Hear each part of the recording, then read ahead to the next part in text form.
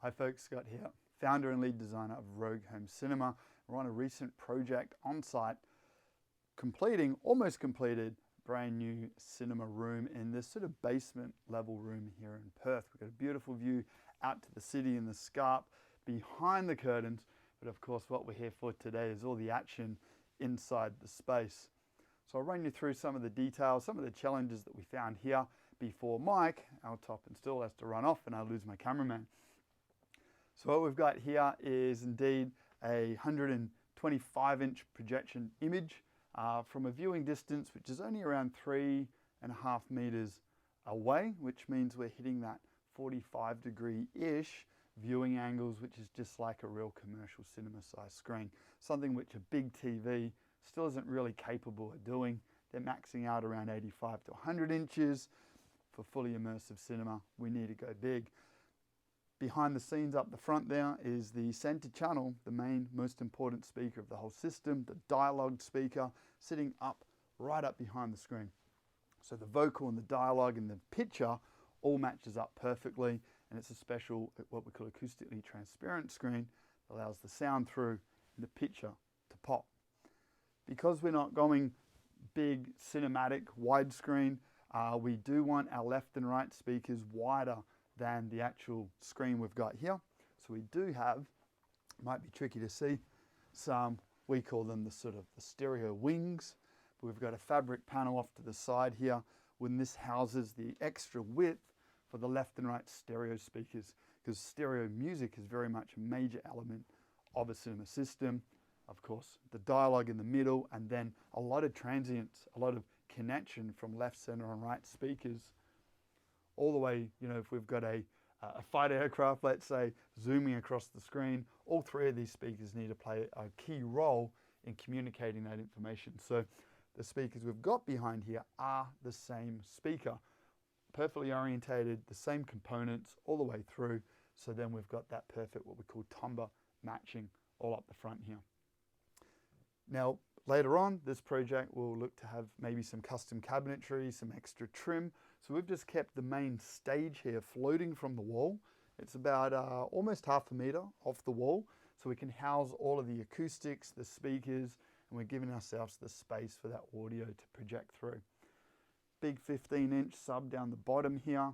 And again, this sort of outside region here could be trimmed, or some library and cabinetry that the client's thinking of doing later. So we've got the main essentials here to getting an epic cinema up and running. Now importantly, as sound is projected from the front stage here, the sound is going to primarily project through the room on the horizontal plane. So that means that the side walls are going to be a reflection point for the acoustical energy off the front stage speakers. So we've got a range of acoustics here where we absorb and we scatter, we absorb and we break up the sound through the room, so that way we're getting good, clear, focused audio rather than distractions from the side wall. Though also we've got some liveliness and some spaciousness. We don't want to just take all that sound out of the room, because we do want the reflections which occur naturally in life. They occur naturally in the studio, and they should be occurring naturally in the cinema playback environment as well. So this is a new concept for us, where we're mixing up various panels in a nice fabric or in a nice finished trim. So we don't only need one product in each section, rather than an acoustic device plus another layer of trim as well, which starts getting more complicated, also adds more to the budget. So a challenge in this room was this big beam here. So we didn't put this in for our own benefit. This is, of course, the basement level. It's holding up the story above. So when the client first came to us, they're like, we've got this room, how are we going to use it? Is this beam going to get in the way? And it certainly could, and it does. We've managed to set the projector in such a location that we've got a nice line of sight to the screen, and while seating and enjoying the cinema, this beam is pretty much out of sight, out of mind. We've got all the lights on at the moment, so of course it's visible, though what's important is the sight lines for the audience. The focus is all on the screen up here. As a bit of a bonus, it does act as a bit of a catchment place for any stray reflections. So we've got some absorption control back up inside this area, and that's capturing some visual reflection and of course the acoustic reflection as well. So in the end, this beam is, we've worked with it, we've made it work for us, and it turns out we could orientate the room to get a really quite a grand spacious effect, both visually and acoustically. So the seating, this is another big one where the existing seats for the project had large V-shaped wedges between each seat, and they're quite a wide seat as well. So the previous seats came all the way out really wide, pretty much blocked off almost this whole walkway through to what is the bathroom through here, hidden behind the curtain, behind the door. So we wanted this nice open space, and we want the seats closer together so we have a more focused sweet spot in the room. So that is the audio and the sound performance is going to be more similar over a tighter knit range of seats than if they're all spread out. So that was really great, bringing the action home, and by not having a big partition in the middle, our two primary seats are also again closer to the middle of the screen, the preferred and the ultimate location. What I love about these ones, not just are they leather luxury recliners, fully motorized, though the addition of the wine holder, very, very welcome. It would be fair to say I've had my fair few spills myself while enjoying cinema, and these are a great way of making sure that you've got all of the decadent luxury you want and not in your lap. So this seating's worked out really, really well, and again with a nice utilizing the width of this space, we've got the surround speakers. So we're doing a bit of a two-tone between the grey and the black. So we've got the surround speakers flush in. Now we had an existing pillar in this space on the right side of the room, which is through here. And some of that was structural, some of it isn't, but it was a great location to hide a speaker. So we just mirrored that up on the left-hand side. So we've created another speaker pillar. So architecturally, we've got this sort of structure and strength to the room while we're flushing in the speakers, quite low profile. And the beauty of having such a slim speaker is we've created more distance to the listeners. The more distance to the first listener means that we've got a more balanced sound over distance overall. So these working beautifully as the surround channels. As we move now to the back channels. Now, through here is a range of windows, doors, and that needs accessibility. So we've actually ended up installing these flush speakers from above. So we've actually got a very open space through here, and instead of having a full column, we've actually just done a partial column in front of the curtain. The curtain can still operate without a problem. We've got these in the optimal location for back channels, and these have worked out fantastic. So not only do we have the three front, the surround, and the back speakers, which comprises the 7-channel typical bass layer that we've had since Blu-ray disc, but we've also got the subwoofers, which constitute the 0.1 soundtrack, and that one soundtrack, the 0.1, can be distributed through multiple subwoofers. So we've got it running through 2. We've got the big 15-inch Triad Gold sub up the front there, while we have the client's previous system, I think it's the Klipsch subwoofer. This subwoofer was part of the first speaker system that got this family into the love for cinema at home, and they really wanted to have a little bit of the old system still in here, and the budget allowed us to easily apply for a massive 15-inch sub, and then as a bonus we're utilizing the old sub as well. So it's actually really helping out to balance out the sound in this room.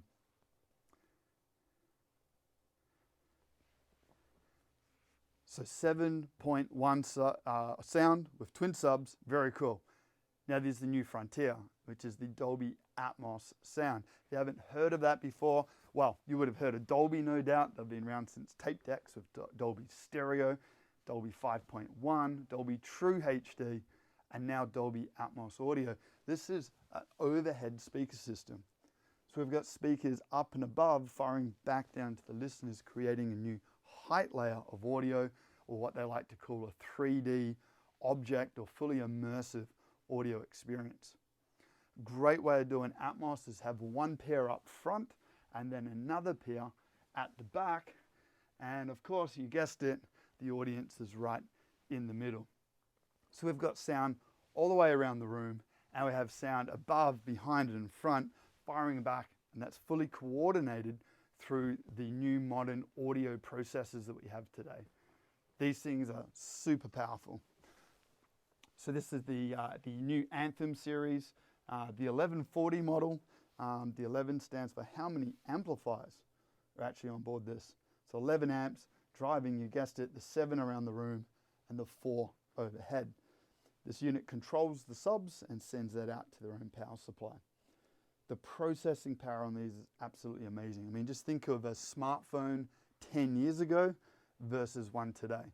Huge amount of computing power, and it allows a stream from, we've got the Apple TV here, stream from Netflix, from iTunes movies, Disney Plus. All of these streaming technologies are featuring the new immersive audio and the 4K picture. So on the fly, we get to stream your favorite movies into the processor, and this is going to decode and manage the sound around the room and the new object-based audio from Dolby Atmos through the room. It's absolutely amazing. So that's our audio system. The other big component here is, of course, the big screen. And this is, wow, absolutely amazing. We're so excited about the new technology of both screen and projector. And we have, for the very first time, the brand new Sony laser series. It's the XW series of projection. This is the 5000 model. It's the first one we've received, even though we've been waiting quite some months. So this unit is a true 4K projection system, 4K chipset, brand new lens, and it's laser powered with 2000 lumens of light output. And again, if we look back to the projectors, say 10 years ago, they were maybe around 1000 to 1200 lumens of light. So we're literally talking almost double the light output with these modern projectors. So not only do we have resolution and we have lots of light output and power, the Sonys are really famous for having a good deep black level. So it's the ability for the projector to shut down the light and create a great dynamic depth while also having brightness. Now, people are most sensitive after light and brightness, so dynamics. Turns out people like shiny things, no surprise there. But after that is color. We really want a great natural color reproduction. This unit is about to be calibrated. That's why we got this silly little scope sitting here, getting in the way of the fun. Though we'll be calibrating this projector next. I'll be doing that, and we'll be measuring and checking that the colors are absolutely accurate. And these days, I'm distracted by how good this thing is. It's just out of the box too. But these days, high definition color is easy done. And what we're pushing for next is the new P3 color space. So P3 comes from the DCI World of Color, Digital Cinema Incentive. That's Hollywood. That's what you see in the commercial cinemas. So they have this wider color space. That is, the reds are redder, the blues are deeper, and the greens are more vibrant and wider range as well.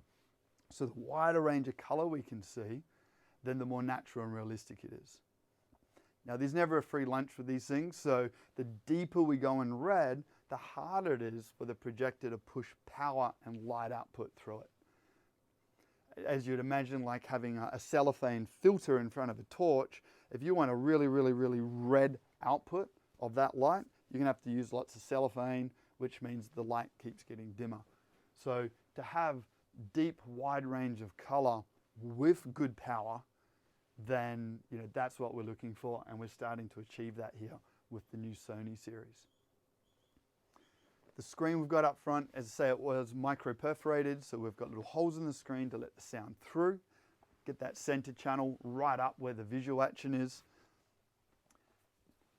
And it's a black silver technology, so the screen itself is actually a grayish color, And what that does is allows us to see a deeper black than if it was just a white screen in the room. Of course, when we're viewing content, all the lights are off in the room. The curtains are hiding us away from the sunset, which is quite literally happening over there soon. Though when the projection system lights up the screen, that screen lights up the room, and then the room lights up the projection screen. It kind of washes it out. So these new technology screens are creating a little bit more depth and black. If we have a deeper black and a brighter white, we end up with a more pop, a more exciting picture. There's a few pros and cons around this technology, so it's something which needs special consideration. It's something we thought we'll trial here on this room, and it's already looking like a real winner. So the technology's come a real long way. So a little bit more on acoustics. We've got some acoustic absorption above the seats, and we have a scattering effect, the skylines as we love to call them, along the back of the room. So this is again managing some of the sound reflections or the distracting echoes that might occur in a cinema room. So the clients, the people, the audience, it could also be me in my own room, so not just clients, but of course the audience get to enjoy just clean, clear, comfortable sound the way it's meant to be, but also loud. A great cinema can play loud. It's a quiet room. It can play loud, and it's always comfortable. If you're in a room where you're struggling with the dialogue and the action and it's all out of balance, then that could be the setup, it could be the installation, certainly likely in the calibration, but also the room acoustics. All of these things combine to either create a natural, clean response or something a little bit chaotic. And we're talking about quite a lot of power in this room. I'd say a good 2,000 to 3,000 watts of power, so we really need to tame that and manage it correctly. This room allowed us to put a nice little installation rack at the back here, because our projector was going to sit lower in the room anyway to clear the beam. Then it was a good bit of real estate to actually put the equipment. So we've got a rack here capable of holding what we need now, but also future friendly should extra power amplifiers and gaming systems want to add into the system. This will be shortly measured up by the curtain folks, and we're likely going to have a nice little curtain plinth around this, which is then going to hide also some extra acoustic that will add into the center back of the room. Now, an amazing cinema should always invoke a little bit of excitement, joy, and wonder the moment you walk into it. So a bit of feature lighting is adding some dynamics and excitement by shadow edging the acoustic panels. Allows us to add something just a little bit more fun. And end of the day, there's always that glamour and joy and that over-the-top feeling of going out to the movies. So we want our rooms to express something that's exciting and look different and feel different to any other room in the house. You know, the garage has its job, bare brick and concrete and racks. It has its job. The living room has the decor and the feeling that you want there. And a cinema room is all about that intrigue, that wonder, and that escape from feeling like you're still at home. So we really love the way that this has come up, and we'll get some extra B-roll to see this in full dynamics with the lights down. Now, what could be better? We've got a cinema room in here, we've got the wine glasses, the goodies tables, the bathroom's just there, but you're going to need a little bit more. So in this room, I love the fact that they have their very own bar. Bar fridge, whiskey collection, wine on its way, some amazing artwork here, which is actually the film strip of some famous movies compacted down into a visual element. I think we have Lion King on, is it this one? That is Born Identity. Born Identity. Frozen. That makes sense. Frozen. Yeah. Would that be Lion King? Possibly. So we'll have to check which ones they are. We'll put them on the link. Though family of four, each of the family have their favorite movie represented here in a bit of an abstract way. So I reckon it's really clever and adds a little bit of fun. As we look down the hall, we have home office and the games room, and definitely some sport and footy paraphernalia, which is a very important addition to this space.